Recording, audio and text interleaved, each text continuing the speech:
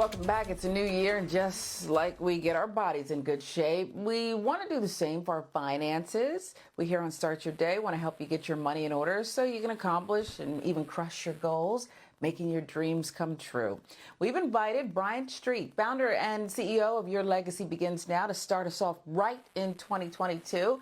Brian has some helpful budget and financial tips. So good morning to you, because we do need these. And why not start now, beginning of the year? So welcome, Brian. But we all need our money to get right and tight is the way it goes. So what are three realistic financial goals? Because a lot of times I feel like people set these, standards that they can't achieve, and it's a defeatist attitude. Yeah, and you say attitude, and I love that you use that specific phrase or that word because it all comes back to our mindset. We were programmed to Mm. feel a certain way about money, to think a certain way about our possibilities when it comes to money. And we have to change that mindset to be able to start changing what our money looks like and how our money can actually serve us. So just to keep it brief, it really depends. I come from a background where we really don't paint a broad brush of generalizations. But if you Hmm. work a wage or a salary position, you really need to look at your discretionary spending. What are some of the things that you're Yeah. spending on a regular basis that you can cut?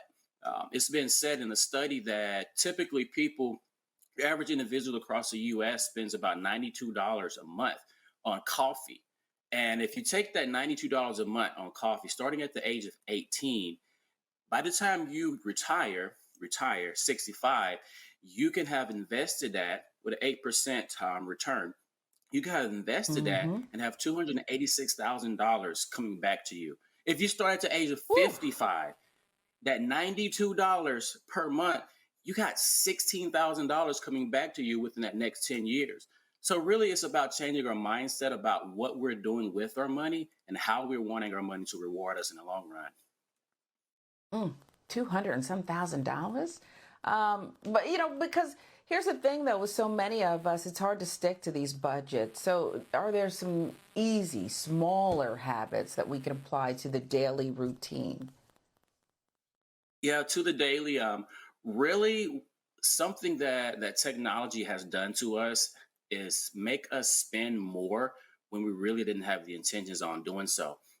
Prime example, you're going to the grocery store. You knew you had to get Hmm. X number of items, but by the time you get there, you got this credit card, you got this debit card, so you have extra money Oh, more yeah. than that what you were planning on spending. So you end up spending Huh. way more than you initially desired. So I would Huh. say take cash. Take the amount of cash that you know is going to cover what it is that you meant to purchase, and that will keep you from overspending.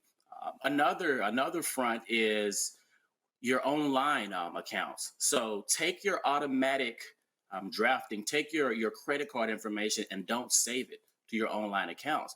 Because when you get in there, you're gonna spend away when you know that just with the push of a button, you can make that purchase. So those are Hmm. two simple simple ways to focus on saving and budgeting. But it all comes back to discipline. And at the end of the day, if what you're looking to get to means enough to you, you'll put these little practices in place. Yeah. So discipline's key, but isn't excitement key too? Because I keep hearing about this 100 envelope challenge that is trending on Mhm. social media. I'm not sure I understand completely how it works. Does it work in your opinion? Is it effective? Any pitfalls? Yes, yes, and yes. So I'm one of those, I guess you would say, a realist when it comes to financial education. Whereas you can go into a seminar and they're telling you to put $25,000 per quarter aside for XYZ. Well, what if you're unemployed? What if your income Hmm. is barely making, it's barely enough to take care of your bare necessities? So we have to learn how to modify.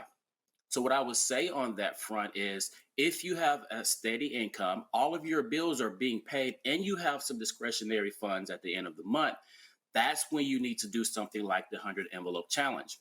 Whereas you put a number on 100 envelopes and you deposit whatever envelope you pull for that day, let's say $67 you pull out of the basket today. You deposit $67 in your savings account, 78 the next day, so on and so forth.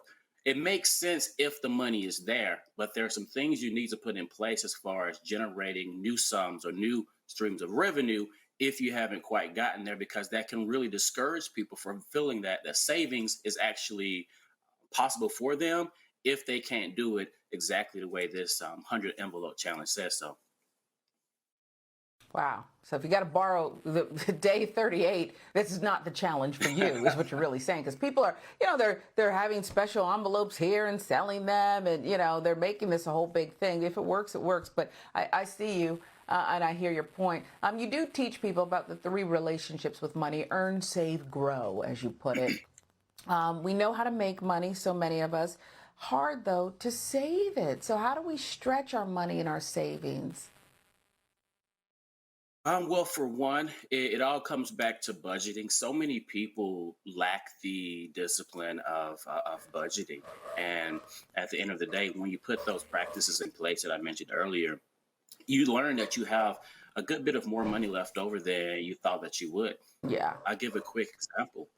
I was living in Miami at one point in time, and it was before I moved my family down. So what I was spending was strictly on what I needed. And I would have these cravings every so often where I was like, you know what, I'm going to go to McDonald's. And I had this specific meal that I always would get, and I knew exactly how much it cost.